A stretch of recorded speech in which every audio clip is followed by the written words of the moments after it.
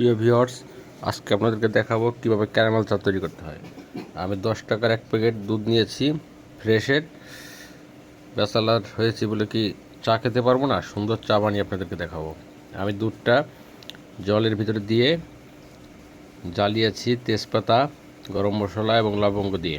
এটা ভালো করে আপনারা জ্বালাবেন। জ্বালানোর পর দেখবেন এটা দুধটা যখন ভালো ফুটে উঠছে তখন এটা নামিয়ে রাখবেন।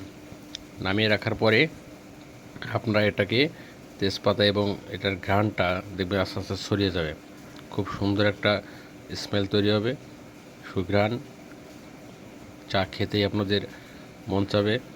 এরপর আমি কি করছি, এটা আমি নামিয়ে রেখে আমি প্যানে চিনি দিয়েছি। আমার চিনিটা হচ্ছে আখের চিনি, যেটা লাল চিনি বলা হয়।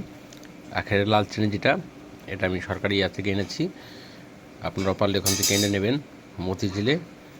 তো এই চিনিটা আমি প্যানে দিয়ে এটাকে নাড়াচাড়া করে এটাকে চিনিটাকে গলানো হয়েছে।